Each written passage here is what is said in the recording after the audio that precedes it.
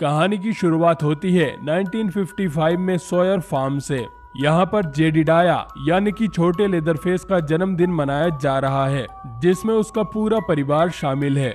Z की माँ वर्ना, उसके भाई ड्रेटन और नविन्स और उसके ग्रैंडपा जो कि जिंदा भी हैं और काफी फिट भी हैं। यहाँ पर एक और आदमी भी था जिसे इन्होंने बांध कर रखा हुआ था और बर्ना के हिसाब से ये इनके पिग चुराने आया था।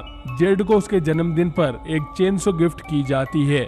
बर्ना चाहती थी कि जेड इस चेनसो से इस आदमी को मार दे। ड्रेटन चेनसो स्टार्ट कर जेड के हाथ में दे देता है और सभी मेंबर्स उसके लिए चीयर कर रहे थे, लेकिन क्योंकि अभी जेड छोटा और मासूम है तो उसे ये करना अच्छा नहीं लग रहा था और ये जेड का पहला मर्डर था, तो वो ये नहीं कर पाता, जिससे उसकी फैमिली काफी डिसअपॉइंट होती है। क्या गुंडा बनेगा रे तू?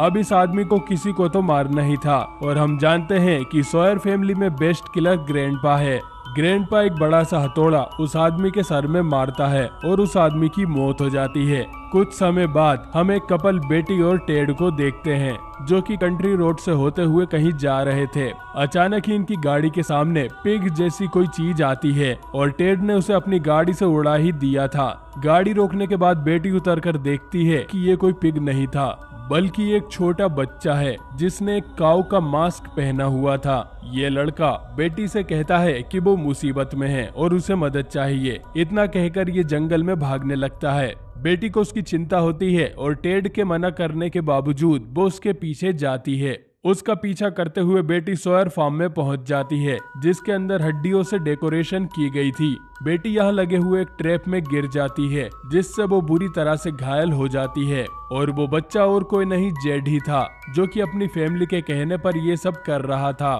ड्रेटन के इशारा करने पर नवीन से कार इंजन बेटी पर गिरा देता है और उसकी दर्दनाक मौत हो जाती है। कुछ देर बाद यहाँ पुलिस आ जाती है जिन्हें टेड ने बुलाया था। बेटी कोई आम लड़की नहीं थी बल्कि शेरिफ हार्टमैन की डॉटर थी। हार्टमैन अपनी बेटी के मर्डर से बहुत गुस्सा था, लेकिन उसके पास सॉयर्स के खिलाफ कोई सबूत नहीं था, इसीलिए वो ड्रेटन को अरेस्ट नहीं कर पा रहा था। लेकिन अपनी पावर का फायदा उठाते हुए हार्टमैन जेड को कस्टडी में ले लेता है और उसे गोरमन हाउस मेंटल इंस्टीट्यूट में डलवा देता है ताकि उसकी क्रिमिनल फैमिली का असर उस पर ना हो। और अपनी बेटी की मौत का बदला वो वर्ना का बेटा उससे छीन कर लेता है। वो वर्ना से वादा करता है कि उसका बेटा अब उसे कभी नहीं मिलेगा। इसके बाद कहानी जाती है 10 साल आगे। हम गोल्डन हाउस को देखते हैं जिसमें ऐसे बच्चों को रखा जाता है जो कि क्रिमिनल फैमिली से बिलोंग करते हों।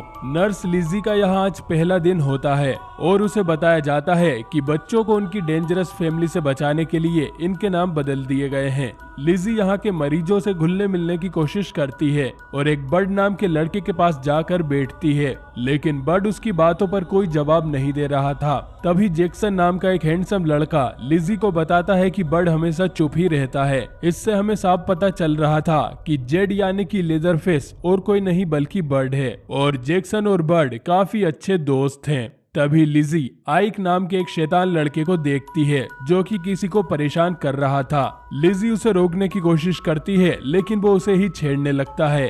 ये देख बर्ड गुस्सा हो जाता है और आइक को उससे दूर कर देता है। काय को छेड़ता रे बाबा, पराई औरत तो तू का। इसके बाद लिजी को बाथरूम में एक और शैतान लड़की क्लेरिस मिलती है जो एक दूसरी लड़की को जबरदस्ती जिंदा चूहा खिला रही थी। कैसे कैसे लोग रहते हैं यार यहाँ पर।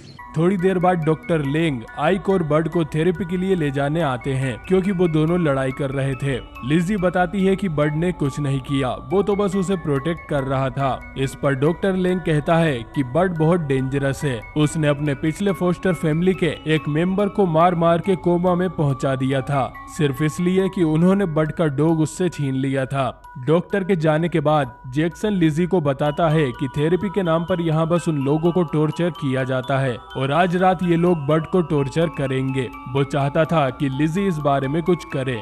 दूसरी तरफ डॉक्टर लेंग से वर्ना मिलने आती है। वो अपने लॉयर बेरी को भी साथ लेकर आई थी और वो जेड से मिलना चाहती थी। वर्ना अब सॉयर से कार्सन हो चुकी है। उसने काफी अमीर आदमी से शादी कर ली और उसके पैसे और पावर का यूज कर वो कोर्ट ऑर्डर लेकर आई है जिसमें लिखा था कि वो जेड से मिल सकती है। डॉक्टर लेंग कहते हैं कि यहाँ सभी बच्चों के नाम बदल दिए गए थे, तो उसे पता ही नहीं है कि जेड कौन है, और ये पता करने के लिए वर्ना को एक दूसरा कोर्ट ऑर्डर लेकर आना होगा, जिसे हासिल करने में वर्ना को और 3-4 महीने लगने वाले थे। डॉक्टर लेंग ये सब जानबूझकर कर रहा था क्योंकि वो इन बच्चों को उनकी फैमिलीज की तरह क्रिमिनल ही मानता था। इधर लिजी छुपकर देखती है कि बड को इलेक्ट्रिक शॉक दिए जा रहे थे। बर्ना किसी भी कीमत पर अपने बेटे को ले जाने आई थी, तो वो एक नर्स को पीटकर उससे कीज चुरा लेती है और पेशेंट वाले एरिया को खोल देती है, जिससे सारे पागल इधर उधर भागने लगते हैं। डॉक्टर लेंग वर्ना को बाहर निकलवा देता है, लेकिन अब काफी देर हो चुकी थी। इधर बड भी अपने आप को छुड़ाकर गार्ड्स पर हमला कर देता है और उनके सर फोड़कर दोनों को ही मार देता है। आइक बड से रिक्वेस्ट करता है कि वो उसे भी आजाद कर दे और बड मान जाता है। इसके बाद बड डॉक्टर लेंग के पास जाता है, जो कि उसके मुंह पर डंडे से मारता है। इससे बड को और गुस्सा आ जाता है और वो डॉक्टर लेंग का सर विंडो पर पीटने लगता है और कांच घुसने से डॉक्टर लेंग की भी मौत हो जाती है। चारों तरफ अफरा तफरी मची हुई थी और सारे हॉस्पिटल के स्टाफ की जान खतरे में आ गई थी। लिजी एक नर्स के साथ बेसमेंट की तरफ भागती है, लेकिन तभी एक पागल वहां आकर उस नर्स का गला काटकर उसे मार देता है। वो लिजी को भी मारने आगे बढ़ता है, लेकिन तभी जैक्सन वहां आकर लिजी को बचा लेता है और उस पागल को मार देता है। इसके बाद जैक्सन और लिजी वहां से बाहर निकल आते हैं, लेकिन बाहर आइक और क्लेरिस उन दोनों को होस्टेज बना लेते हैं और बेहोश कर डिग्गी में बंद कर देते हैं। रास्ते में उन्हें बर्ड भी मिलता है और क्योंकि उसने आइक को आजाद किया था, तो वो उसे भी गाड़ी में बैठा लेता है। कुछ दूर जाने पर ये अपने हॉस्पिटल वाले कपड़े बदल लेते हैं। आइक कहता है कि वो सभी मेक्सिको जा रहे हैं, वहाँ उसके पेरेंट्स रहते हैं और वो लोग भी उसके साथ चल सकते हैं। बर्ड और जैक्सन को अपनी फैमिली के बारे में कुछ भी याद नहीं था, तो वो इसके लिए मान जाते हैं। और लिजी इनके साथ इसीलिए थी कि अगर इन्हें रास्ते में पुलिस मिले तो वो लिजी को आगे कर आसानी से भाग सकते हैं। आइक उन तीनों को धमकी देता है कि अगर उन्होंने भागने की कोशिश की तो वो उन तीनों को मार देगा।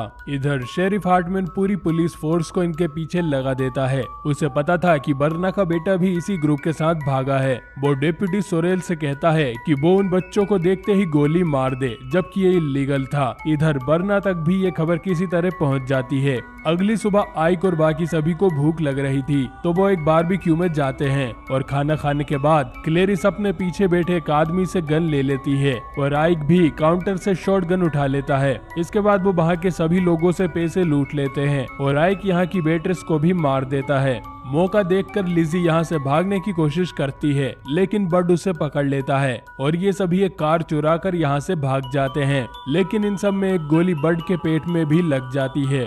थोड़ी दूर जाने पर ही उनकी कार का पेट्रोल खत्म हो जाता है और वो जंगल में पैदल ही आगे बढ़ने लगते हैं। कुछ दूर चलने पर उन्हें एक ट्रेलर दिखाई देता है। जब वो उसे चेक करते हैं तो उसके अंदर किसी की लाश पड़ी हुई थी, जो कि इस ट्रेलर का मालिक होगा। ये सभी इसी ट्रेलर में रात रुकने का फैसला करते हैं और लिजी बर्ड को फर्स्ट एड भी लगा देती है। अब रात को लिजी और जैक्सन पर नजर रखने का काम बर्ड को दिया जाता है, लेकिन लिजी रात को फिर से भागने की कोशिश करती है, पर आइक उसे पकड़ लेता है और उसका रेप करने की कोशिश करता है। तभी जैक्सन भी वहाँ आकर लिजी को बचा लेता है। इसके बाद आइक बर्ड की काफी बेइज्जती करता है, क्योंकि नजर रखने का काम उसका था। वो बर्ड को यहाँ से चले जाने को भी कहता है, जिससे बर्ड को काफी बुरा लगता है और कुछ देर बाद वो आइक पर हमला कर देता है। वो उसे घसीटकर एक नुकीले पत्थर के पास ले जाता है और उस आइक का सर कुचलकर उसे मार देता है। अगली सुबह क्लेरिस आइक को ढूंढने बाहर जाती है और मौका देख लिजी और जैक्सन भी वहां से भागने लगते हैं,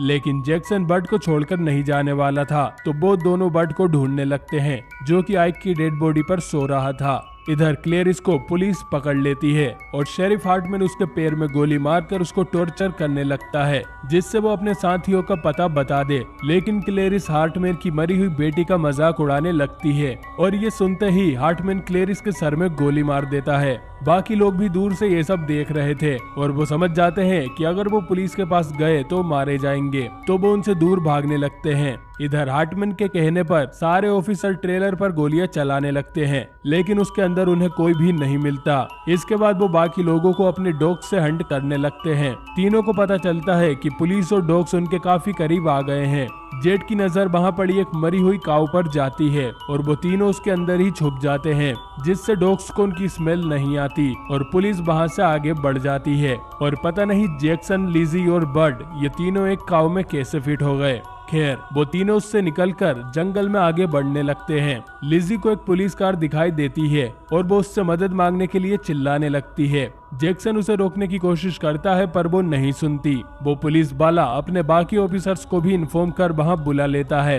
बर्ड उस पुलिस वाले को रोकने जाता है और उसका गला दबाने लगता है, लेकिन वो ऑफिसर बर्ड के सर में गोली मार देता है और बर्ड की मौत हो जाती है। अपने दोस्त की मौत देखकर जैक्सन बहुत गुस्सा हो जाता है और उस ऑफिसर को पीट पीट कर उसकी जान ले लेता है। लिजी अकेली वहां से भागने की कोशिश करती है, लेकिन जैक्सन भी उसकी कार में बैठ जाता है। जैक्सन लिजी पर चिल्लाता है कि वो भी बाकी लोगों जैसे झूठी है और उसकी वजह से ही बर्ड मारा गया। जैक्सन मेंटली अनस्टेबल होता जा रहा था, तभी हार्टमैन भी इनका पीछा करने लगता है और इन पर अंधाधुंध फायरिंग शुरू कर देता है। एक गोली सीधा जैक्सन के मुंह पर लगती है, जिससे उसका चेहरा खराब हो जाता है। एक दूसरी गोली लिजी के हाथ पर लगती है और उनकी कार का एक्सीडेंट हो जाता है। लिजी की आंख खुलती है तो वो हार्टमैन की गाड़ी में थी। वो पुलिस रेडियो पर डेप्यूटी सोरेल को बता देती है कि वो एक पुराने बार्न के पास है, लेकिन तभी हार्टमैन वहां आकर लिजी को भी उस बार्न के अंदर ले जाता है। ये वही जगह थी जहां उसकी बेटी को मारा गया था और जैक्सन को हार्टमैन ने उसी ट्रेप के ऊपर लटकाया हुआ था। और यहाँ आता है कहानी में ट्विस्ट। हार्टमैन बताता है कि जेडिडाया सोयर और कोई नहीं बल्कि जैक्सन ही है। मारो मुझे, मारो मारो, नहीं ये मजाक हो रहा है, एक सेकंड यार, मजाक हो। इधर डेप्यूटी सोरेल बर्ना को जाके सब कुछ बता देता है कि जेड को हार्टमैन कहाँ लेकर गया है। वो सुरेल ही था जो बर्ना तक सारी खबरें लीक कर रहा था। इसके बाद सुरेल बर्ना से अपना इनाम मांगता है और उसके बेटे सुरेल को घायल कर पिग के सामने पटक देते हैं और वो पिग सुरेल को नोच नोच कर खा जाते हैं। इसके बाद सभी सोयर्स जेड को बचाने के लिए निकल पड़ते हैं। बर्ना एक चेनसो लेकर यहाँ आती है ताकि जेड को सब कुछ याद आ जाए कि वो सोयर फैमिली का हिस्सा है। हार्टमैन बर्ना पर गन पॉइंट करता है, लेकिन ड्रेटन पीछे से उसे मारकर उसे बेहोश कर देता है। इसके बाद सोयर्स जेड को बाहर निकालकर अपने घर ले आते हैं, जहाँ बर्ना जेड के मुंह पर टाके मार देती है और उसे एक सपोर्ट मजल भी पहनाती है। इधर लिजी और हार्टमैन को सोयर हाउस में होश आता है। लिजी और हार्टमैन दोनों वहां से भागने की कोशिश करते हैं, लेकिन पकड़े जाते हैं। इसके बाद बर्ना जेड को बुलाती है। जेड अपनी चेनसो लेकर यहाँ आता है। जेड के साथ इतने सालों तक जो भी टॉर्चर हुआ है उसका जिम्मेदार हार्टमैन ही था और बर्ना के कहने पर जेड अपनी चेनसो हार्टमैन के सीने में उतार देता है और हार्टमैन की दर्दनाक मौत हो जाती है। लिजी अपने आप को छुड़ाकर जंगल में भाग जाती है और बर्ना अपने तीनों बेटों को उसके पीछे भेजती है। लिजी किसी तरह इनसे बची गई थी, लेकिन भागते हुए उसका पैर एक बियर ट्रैप में फंस जाता है। लिजी जेड से कहती है कि वो उसे ना मारे, वो एक अच्छा आदमी है और वो अपनी कमीनी माँ की बात ना सुने। लेकिन ये सुनते ही जेड चेनसो से लिजी की गर्दन उड़ा देता है। अगले दिन सोयर सभी डेड बॉडीज को पिग्स को खिला देते हैं और सारे सबूत मिटा देते हैं। वहीं जेड लिजी के चेहरे की स्किन निकालकर उसका फेस मास्क बनाता है और पहन लेता है। और ये वो पल था जब जेड पूरी तरह से लेदर फेस बना और ये फिल्म यहीं पर खत्म हो जाती है।